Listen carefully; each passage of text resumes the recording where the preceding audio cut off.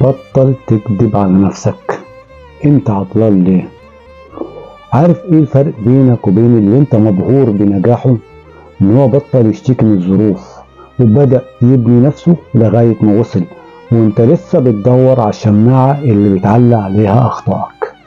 يا ابني لو انت فاكر ان النجاح ده محتاج معجزة، يبقى انت اللي محتاج معجزة، محتاج انك تفوق.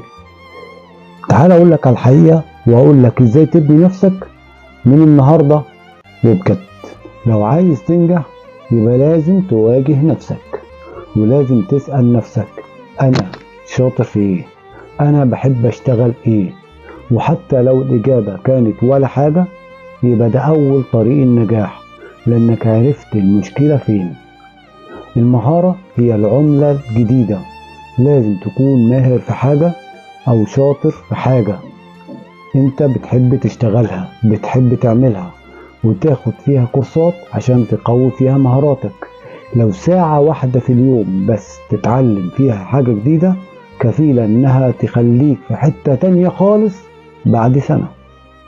اليأس هو اساس الفشل، ولازم تكون عارف ان الفشل اول طريق النجاح.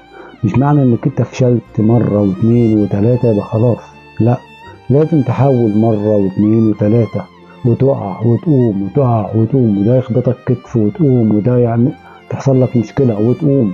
لازم دايما خليك قوي مثابر، ما تيأسش، اياك تيأس. مرة واثنين وثلاثة وعشرة لازم تحاول، واكيد في النهاية ان شاء الله هتوصل. بص حواليك، شوف مين اكتر 5 اشخاص بتقضي وقتك معاهم. لو بيشتكوا من الظروف والحظ الوحش والبيئة، مبروك، انت بقيت السادس بتاعهم. حاول تعمل لك دايرة نظيفة من الصحاب، صحاب يشدوك لفوق، صحاب عندهم طموح، مش صحاب ينزلوك لتحت ويحبطوك. النجاح يا ابني مش صعب، لكنه مشوار طويل، محتاج صبر ومحتاج تعب ونفس طويل. وإياك تصدق اللي يقولك إنك ممكن تنجح في يوم وليلة. ده حتى النجاح على اليوتيوب والتيك توك محتاج وقت طويل ومجهود وصبر. إياك تيأس، ما تيأسش، وإياك تبطل تحاول. يلا ابدأ بالمتاح قدامك، وإن شاء الله لما توصل هتدعيلي.